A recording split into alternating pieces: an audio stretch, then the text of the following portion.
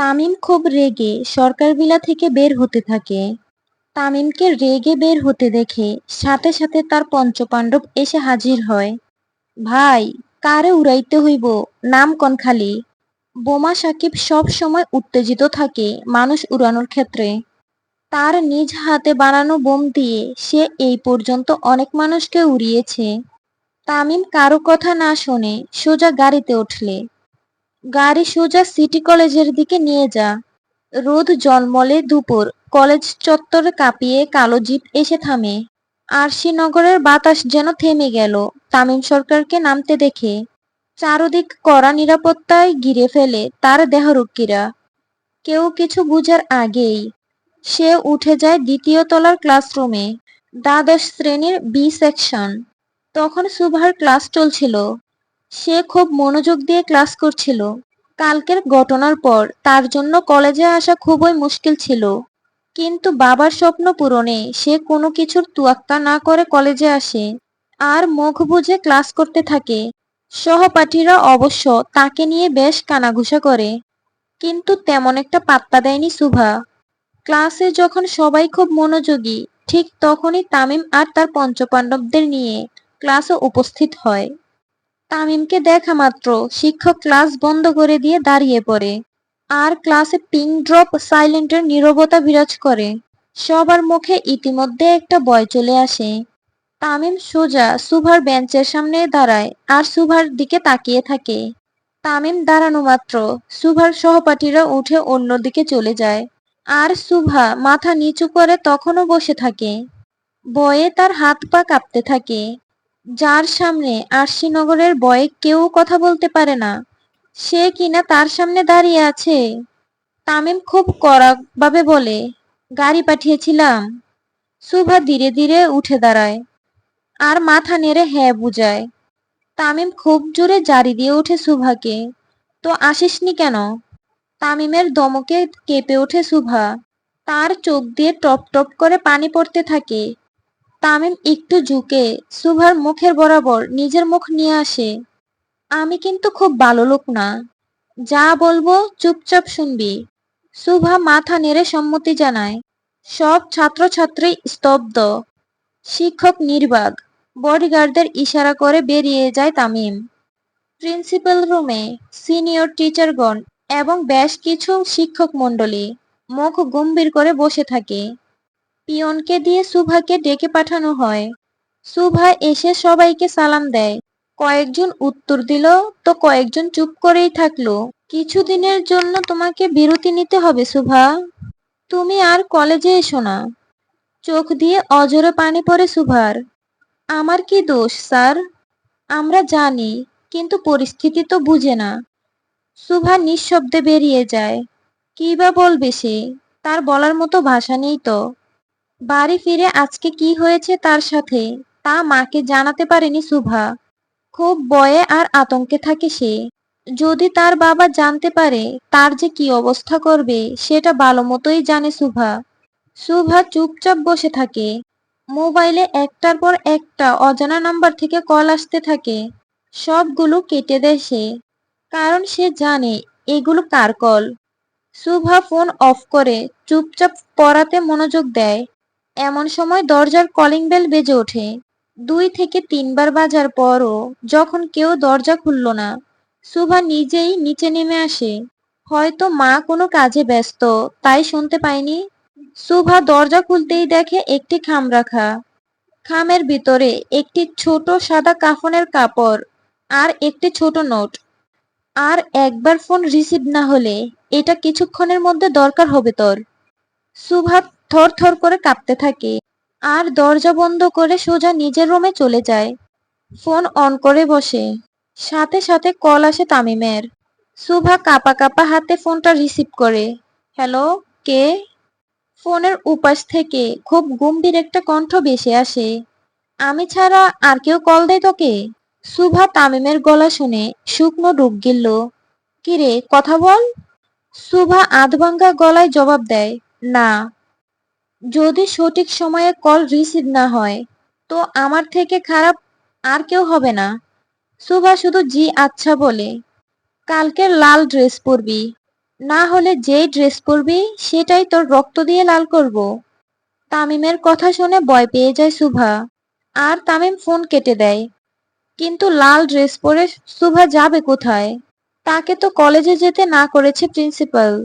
শুভার সাথে কথা বলে তামিম মৃদু হাসি দেয়। নিজের অজান্তেই কিভাবে যে নিজের বয়সের ছোট মেয়েটির জন্য পাগলামি শুরু করলো তামিম, সেটা সে নিজেও বুঝতে পারেনি। তামিমের চিন্তার মাঝেই সার্ভেন্ট এসে জানায় তার লোকেরা খুব আর্জেন্ট কথা বলতে চায় তার সাথে। তামিমও নিচে চলে আসে। তামিমকে নিচে আসতে দেখে সবাই একটু ভয়ে ভয়ে থাকে। আর একজন আরেকজনকে ধাক্কাধাক্কি করতে থাকে। কিভাবে বলবে? কি বলবি জলদি বল। ভাই আসলে আমরা হকগলে জানবার পারছি খবরটা। কিসের খবর? ভাই মেয়েদের মতো হেয়ালি করবি না। বল। ভাই ভাবি সাবরে কলেজ থেকে বের কইরা দিছে ওই প্রিন্সিপাল। সুভাকে বের করে দেওয়ার কথা শোনা মাত্র তামিমের চোয়াল শক্ত হয়ে আসে। সাকিব ভাই, যেই কলেজ আমার শখের নারীকে বের করে দিয়েছে সে কলেজ যেন আর না টিকে থাকে। আমি অহনি বোমা মারতাছি ভাই। সাকিব তাড়াতাড়ি করে বের হয়ে যায় কলেজের উদ্দেশ্যে। মানিক, জি ভাই। প্রিন্সিপাল আর যারা ছিল তাদের নিয়ে আয়। ওকে ভাই। কালামানিকও বেরিয়ে পড়ে সুভার শিক্ষকদের আনতে। আর তামিম চোয়াল শক্ত করে দাঁড়িয়ে থাকে। এত বড় কলিজাকার সে দেখবে আজকে। তামিমের চোখের রং রাগে রক্তিম বর্ণ ধারণ করে। কেউ তার শখের রমণীকে অসম্মান করেছে মানে তাকে অসম্মান করেছে। আর এই আরশিনগরে যে তার নাম রঙ্গমঞ্চখানায় লেখা হয়ে গেছে তা নিশ্চিত শতভাগ। পঞ্চপাণ্ডবরা যে যার কাজে খুব সুন্দর মতো লেগে গেছে, কারণ তারা জানে আজ যদি এক চুলও ভুল হয় তাহলে তামিম তাদেরও শেষ করে দিবে। ঠিক তখনই ফোন আসে কালামানিকের। ভাই, লোকজন রেডি। প্রিন্সিপাল, সেকেন্ড মাস্টার আর তিনজন টিচার সবাই গাড়িতে। তামিমের মুখে চিরচেনা সেই হাসি। রঙ্গমঞ্চখানায় নিয়ে আয়। আজকে ওদেরকে শেখাতে হবে সরকার কারে কয়। টিচারদের এক এক করে নামানো হয়। সবার চোখে কালো কাপড়, হাত বাঁধা। তামিম চেয়ার ঘুরিয়ে পায়ের উপর পা তুলে বসে। এক এক করে সবার চোখের কাপড় খুলে দেওয়া হয়। প্রিন্সিপাল, যিনি তার বউকে কলেজ থেকে বের করে দিয়েছে, তার সাথে আর কয়জন সহযোগী? কিরে, কে তোকে ক্ষমতা দিছে আমার শখের নারীকে বের করে দেওয়ার? প্রিন্সিপাল কাঁপতে কাঁপতে বলে, স্যার মাফ করবেন, আমরা জানতাম না ও আপনার পছন্দের। তামিম মৃদু হাসে। আমার শখের নারীকে না চেনার অপরাধ পুরো আরশিনগর দেখবে এবার। তামিমের কথা শুনে সকল শিক্ষক ভয়ে কাঁপতে থাকে আর কান্নায় ভেঙে পড়ে। কিন্তু তাতেও মন গলেনি তামিমের। তারপর ইশারা করে সাকিবকে, শিক্ষা দে এদের। সাকিব আগুনের মতো চোখে তাকায়। ভাই, শুধু শিক্ষা না, শরীরে লিখে দিমু সরকারের আদেশ অমান্য করার মানেই মৃত্যু। খুব সকাল করে ঘুম থেকে ওঠার অভ্যাস সুভার। আজও তার ব্যতিক্রম নয়। কিন্তু আজকের সকালটা কেমন যেন বিষাদময়। না চারপাশের আওয়াজ কানে আসছে, আর না কোনো কোলাহল। কেমন যেন নিঃস্ব লাগছে সবকিছু। সকালের চারপাশ কেমন যেন অস্বাভাবিক শান্ত। কিন্তু এমন তো হয় না সচরাচর। সুভা একটুর জন্য বারান্দায় যায়। যে দেখে পুরো রাস্তা ফাঁকা। হয়তো সে আজকে খুব তাড়াতাড়ি উঠেছে। সুভা ফ্রেশ হয়ে নিচে আসে। মা রান্না করে আর সুভার বাবা টিভিতে কিছু একটা দেখছে। একটাই খবর, আরশিনগরের নামকরা কলেজে আগুন। তিনজন শিক্ষক গুরুতর আহত, প্রিন্সিপাল নিখোঁজ। নিউজটা শোনা মাত্র সুভার পা ঠান্ডা হয়ে যায়। ভয়ে তার চোখে পানি চলে আসে। ঠিক তখনই সুভার বাবা তাকে পিছনে দাঁড়িয়ে থাকতে দেখে। দেখেছিস মা, তোদের কলেজে ভয়াবহ আগুন লেগেছে। তবে তুই কোনো চিন্তা করিস না, আমি তোকে অন্য কলেজে ভর্তি করে দিব। সুভা তার বাবার কথায় মাথা নেড়ে হ্যাঁ জানায়। কিন্তু তার মনে চলছিল অন্য ভয়। সে জানে এসব কার কাজ। সুভা যেন দাঁড়িয়ে থাকার শক্তিটুকু হারিয়ে ফেলে। তাই সে নিজের রুমে যেতে থাকে। সুভা, নাস্তা করে যা মা। জি আচ্ছা মা। সুভা পরিবারের সাথে কোনো রকম নাস্তা করে। খাবার যেন তার গলা দিয়ে নামছেই না। সুভা কোনো রকম খেয়ে রুমে চলে আসে। রুমে এসে কান্নায় ভেঙে পড়ে সে। ঠিক তখনই তার ফোনে একটা নোটিফিকেশন আসে। মোবাইলটা হাতে নেয়। একটি ছোট্ট মেসেজ আছে তাতে, বিকেল 5টায় দেখা হচ্ছে পরি। মেসেজটা পাওয়া মাত্র সুভার কলিজায় পানি শুকিয়ে যায়। সে এই কোন বিপদে পড়ল। সুভা একবার আয়নায় নিজেকে দেখে। ভয়, অভিমান, অসহায়ত্ব সব মিশে যাচ্ছে। নিজেকে জিজ্ঞেস করে, কিভাবে বাঁচবো আমি তামিম সরকারের হাত থেকে? তানভীর সরকার কিছু একটা নিয়ে চরম চিন্তিত। উনি তার দলের লোকদের সাথে কিছু একটা নিয়ে আলোচনা করতে থাকে। ভোট কিভাবে আসবে জানি না, কিন্তু সরকার আমাকেই হতে হবে। স্যার, অপোজিট পার্টিরা এবার আচ্ছা করে মাঠে নেমেছে। মনে হয় না এতটা সহজ হবে। না বলে কোনো শব্দ আমার ডিকশনারিতে নাই নেতা। তামিমের কথা শুনে উপস্থিত নেতারা ভয়ে থতমত খায়। কারণ এই একজন আছে যাকে 8 থেকে 80 সকলেই জমের মতো ভয় পায়। তামিম সিঁড়ি দিয়ে নামতে থাকে আর নেতারা সাথে সাথে দাঁড়িয়ে যায়। নির্বাচন হোক কিংবা না হোক, প্রধানমন্ত্রী আমার আব্বাজানই হবে। আর যদি না হয়, নিজেদের কবর কোথায় খুঁড়তে হবে সেই জায়গাটা ঠিক করে নিও। তামিমের কথায় সকল নেতারা শুকনো ঢুক গিলে। স্যার, আপনি কোনো চিন্তাই করবেন না, আমরা আছি তো। এইসব বিষয় নিয়ে চিন্তা তামিম করে না। আর শ্রীনগরে বাতাসে বাতাসে নির্বাচনের হাওয়া প্রবাহিত হওয়ার সাথে সাথে এখন তামিম সরকারের প্রেমের হাওয়াটাও খুব জোরেই বইছে। কিন্তু সকলের আফসোসের বিষয় হলো, তামিম সরকারের মতো নির্দয় লোকের পাল্লায় পড়ল কে? এতটা হতভাগা কে আছে এই আরশিনগরে? নেতাদের মাঝে তানভীর সরকারের কথোপকথনের মাঝেই তামিম সরকার নিচে নেমে আসে। আর তাকে নামতে দেখে উপস্থিত নেতাদের ঘাম ছুটতে থাকে। আপনারা বসুন। তানভীর সরকারের কথা মতো সবাই বসে, কিন্তু মনে ভয় রয়ে গেছে। তামিম আসবে আর কিছু করবে না, এটা বাবা মূর্খতা। আব্বাজান, চোখটা 2 মিনিটের জন্য বন্ধ করেন। তামিমের কথা মতো তানভীর সরকার চোখ বন্ধ করে নেয়। কারণ তিনি ভালো মতোই জানে এখানে এখন কি হতে যাচ্ছে। চোখের সাথে সাথে কানটাও যদি একটু বন্ধ করতে পারতেন, তাহলে হয়তো তানভীর সরকার একটু স্বস্তি পেতেন। কিছুক্ষণ পর তানভীর সরকার চোখ খুলে আর বড় বড় চোখ মেলে তাকায় সামনে চা পাতি হাতে দাঁড়িয়ে থাকা রক্তে চুপসে পড়া তামিমের দিকে। তামিমের পুরো শরীর তাজা রক্তে ভরা। পরক্ষণেই তানভীর সরকারের কানের গোড়ায় আওয়াজ আসে। তিনি নিচে তাকায় আর শুকনো ঢুক গিলে। খালেদা রশিদ নিজের কাটা গলা নিয়ে এখনো নিচে চাতক পাখির মতো গোংড়াচ্ছে। একটু যদি বাঁচতে পারে সে। তামিম তার হাতে থাকা সিগারেটটি শেষ করে এক কোপে খালেদ রশিদের মাথা আলাদা করে দেয়। বাকি নেতারা ভয়ে থরথর করে কাঁপতে থাকে। তামিম তাদের সামনে এসে দাঁড়ায়। তামিম দাঁড়ানো মাত্র কয়েকজনের প্যান্ট ভিজে যায় ভয়ে।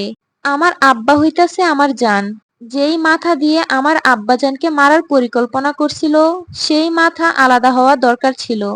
নেতারা তামিমের কথা শুনে নিচে পড়ে থাকা বাকি 7 জন নেতার মর্মান্তিক মৃত্যুর দৃশ্য দেখে শুকনো ঢুক গিলে। আমার আব্বার দিকে যেই চোখ দিয়ে তাকাইবো, তার চোখ খুলে আমি মার্বেল খেলবো। তামিম নেতাদের ওয়ার্নিং দিয়ে সরকার বাড়ির মূল ফটকে চলে যায় আর সামনে বসে পড়েন। আর তানভীর সরকার এক বালতি দুধ তামিম সরকারের শরীরে ঢেলে দেয়। এটা প্রথমবার নয় যে এমন করছে তানভীর সরকার। তামিম যতবার বাড়িতে রক্তের বন্যা বয়, ততবার তানভীর সরকার তাকে দুধ দিয়ে গোসল করায়।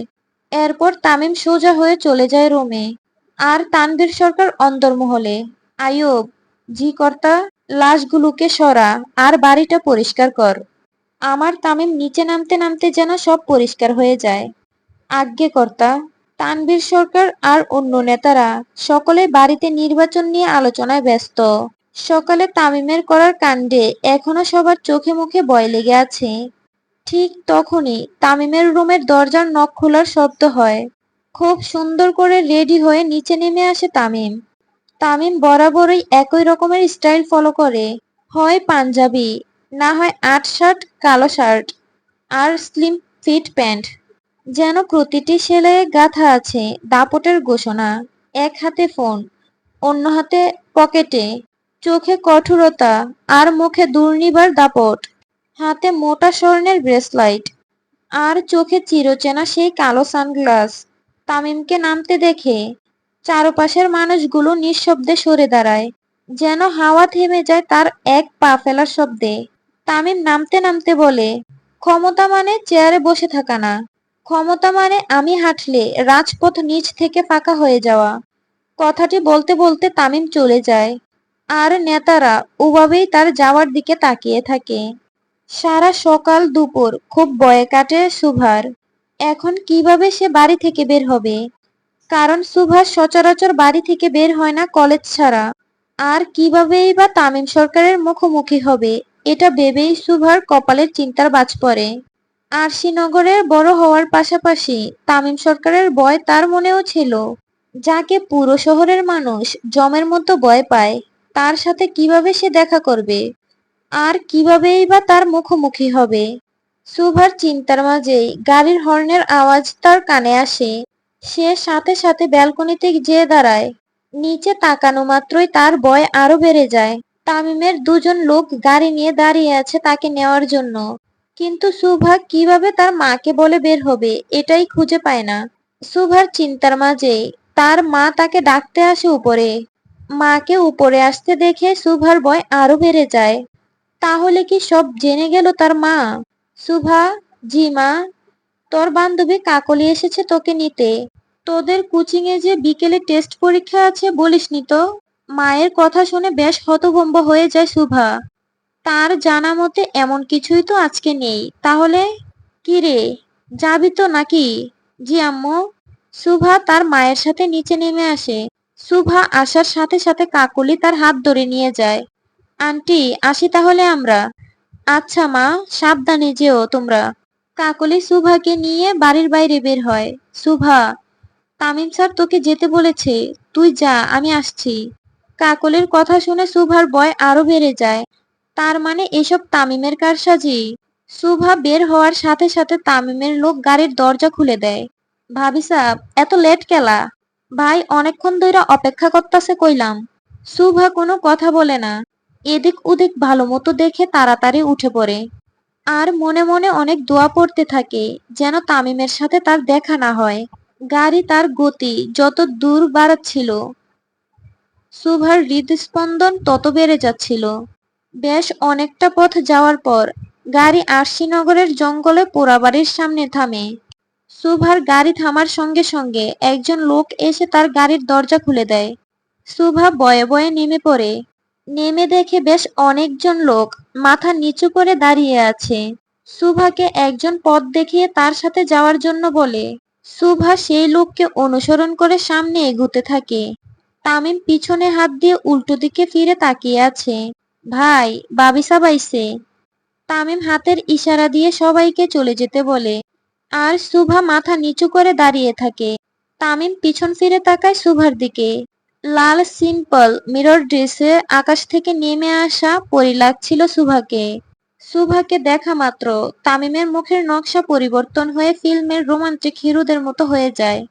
সে ধীরে ধীরে সুভার কাছে আসতে থাকে। তামিমের প্রতিটি কদমে যেন সুভার হৃদস্পন্দন বেড়ে যায়। সে ভয়ে গামতে থাকে, শুকনো ডুব গিলতে থাকে। তামিম সুভার খুব কাছে এসে দাঁড়ায়। সুভা ভয়ে নিজের জামা খামচে ধরে।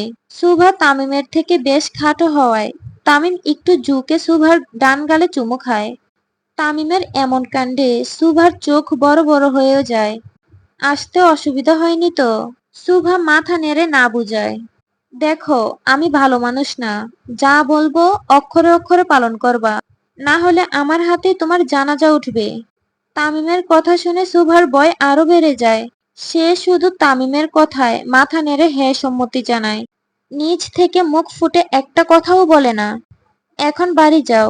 এই মাহির, তোর বাবিকে বাড়ি দিয়ে আয়। মাহির এসে খুব সম্মানের সাথে সুভাকে বাড়ি নিয়ে যায়। সুভা যতক্ষণ না যায় তামিম এক দৃষ্টিতে তাকিয়ে থাকে। তোমার চোখে দেখলাম আমার সর্বনাশ। তামিম সানগ্লাসটা খুলে ফু দিয়ে আবার পরে ফেলে। আর সিগারেট টানতে টানতে রঙ্গমঞ্চখানার দিকে যায়। সারা রাস্তা সুভা নিজের গালে হাত দিয়ে রাখে। তামিম যে হঠাৎ করে তাকে চুমু খাবে, এটা সে কল্পনাও করতে পারেনি। সুভা বাড়ি ফিরার সাথে সাথে তার মা জিজ্ঞেস করে, পরীক্ষা কেমন হলো? আর এত তাড়াতাড়ি কিভাবে শেষ হলো? শুভা কোনো রকম বাহানা করে নিজের রুমে চলে আসে আর দরজা বন্ধ করে দেয়। দরজা বন্ধ করে খুব জোরে জোরে শুভা কান্না করতে থাকে। বারবার তামিমের বলা কথাগুলো তার মনে পড়ে যাচ্ছিল। সে যদি তামিমের কথা না শুনে তাহলে তার মৃত্যু নিশ্চিত, এটা তো শুভা বুঝে গেছিল। অবশ্য তামিমের ভয়াবহতার কথা শুভা এর আগেও শুনেছে। যাকে সবাই ভয় পায় সেই পড়ল শুভার গলায়। শুভা নিজের নিয়তির কথা ভেবে খুবই ভেঙে পড়ে। শুভার কান্নার মাঝে তার ফোনে ভিডিও কল আসে তামিমের। তামিমের ছবি ভেসে ওঠার সাথে সাথে শুভার কান্না আরো বেড়ে যায়। এভাবে দুবার কল ধরে না শুভা। ঠিক তখনই তার ফোনে মেসেজ আসে, আমাকে খারাপ হতে বাধ্য করো না, you can not handle me. তামিমের টেক্সট পাওয়ার সাথে সাথে শুভা তাকে কল ব্যাক করে আর ভয়ে ভয়ে তাকায় তার দিকে। তামিম কিছু না বলে কিছুক্ষণ শুভার দিকে তাকিয়ে থাকে, তারপর ফোন কেটে দেয়। আর শুভাও সস্থির নিঃশ্বাস ফেলে। কিন্তু পরক্ষণেই তার ফোনে টেক্সট আসে, সি ইউ টুনাইট। টেক্সটটা দেখার মাত্র শুভার আতঙ্ক আরো বেড়ে যায়। টু নাইট মানে তামিম আসবে রাতে?